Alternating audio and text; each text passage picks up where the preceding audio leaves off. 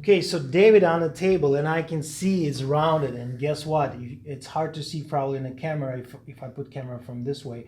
The right side is pops up more than right, and it's this erectors muscle is really you can tell this one's more flatter.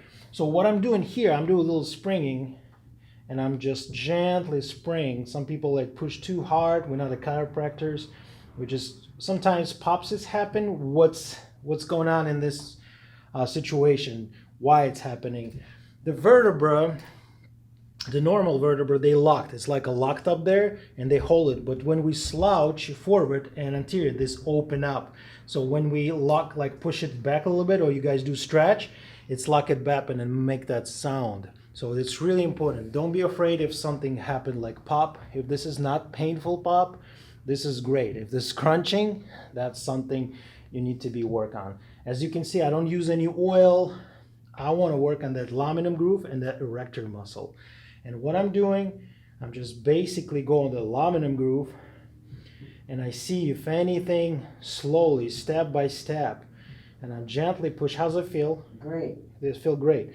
If this is feel painful, you're doing something wrong then. So really gently, I'm not pushing the spine.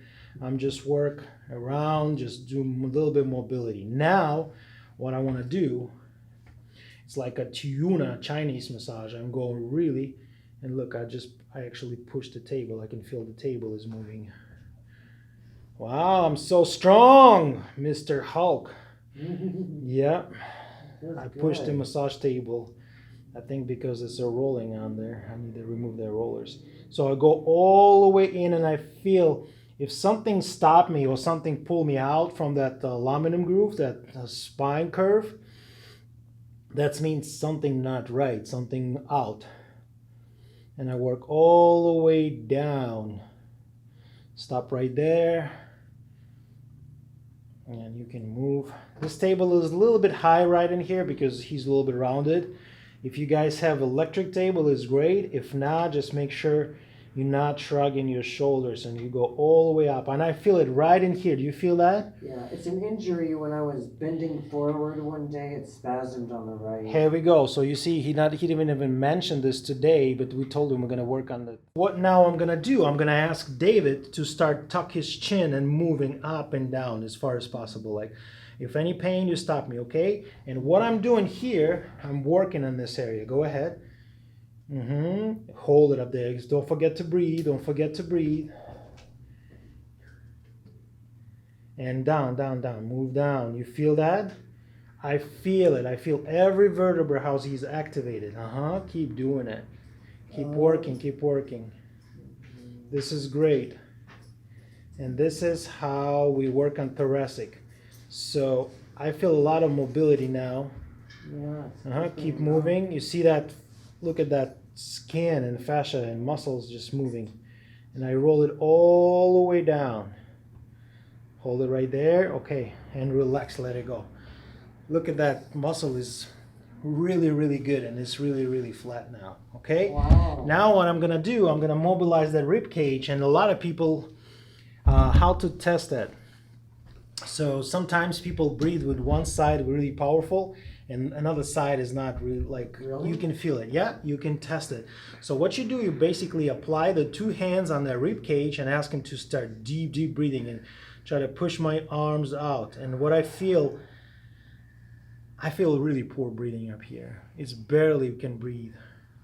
Okay, and now what I'm gonna do, I'm just start apply 5 pounds pressure. Make sure it's nothing been broke, no ribs wasn't broke, and just really springing those ribs. It's really important to restore that breathing. Okay, and you just keep breathing, and you restore it. Great. Now I'm gonna go to the other side. I know it's a camera up there. I'm gonna try to see how the breathing on this side. Go ahead, take a deep breath. Yes, I feel more power on the right side than the left side, and so I'm gonna spring in this rib cage again. There we go. You feel that pop? Yeah. So something just go back right in this area. And sometimes the rib is twisted, or if you sit a lot, what's happening that the 12th rib, which is the last rib, start getting right under the other rib, because we just think about it. If you sit all the time, this rib, the muscles get weaker, and it's go right under the rib. And sometimes people feel, oh, I feel pain in here, because your lower rib go under the right rib. So rib right there, and it just go under. And you try move, this rib is not going anywhere. So what we need to do, we need to mobilize and open that rib. So we come up here, and we just kind of lift it up. And you can open up like this. Feels good. Stretch.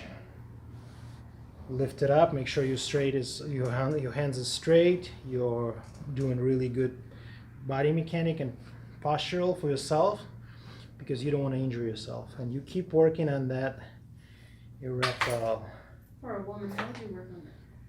Same thing, woman. It's the breast is there. You come right on the rib. If the chest is bigger, you probably put the sheet like that, and you work through the sheets. And you, of course, you let to know the customers. You're gonna come up here, and if I touch your breast, I'm sorry, but I'm gonna cover you. Yeah, I know it's. Just open up. You're sorry though. You're sorry. And you're just working out. Now the David asked me the questions if sometimes people twist it one side to another. So let's say I'm sitting at the desk and I look at my screen all the time, so to the right. So my bone, my spine is get tilted, my sacrum is get tilted. What you do in this case, you find out which way you twist it. How do you check that? You find those posterior sacroiliac bone.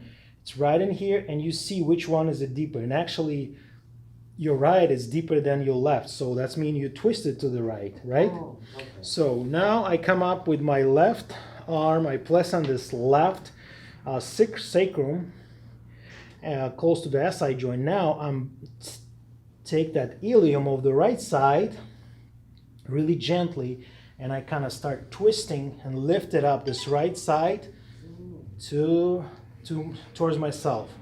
Now I ask the David, when I feel there's restrictions, it's not going anywhere, I ask that David push that ilium towards the table. Go ahead, twist it and push, and you feel that you create this counterforce with your left arm, and when he's counted to 5, you twist him more. When he relaxes, of course, and you twist. Sometimes you feel a little pop. It's okay. It's good. Don't go over the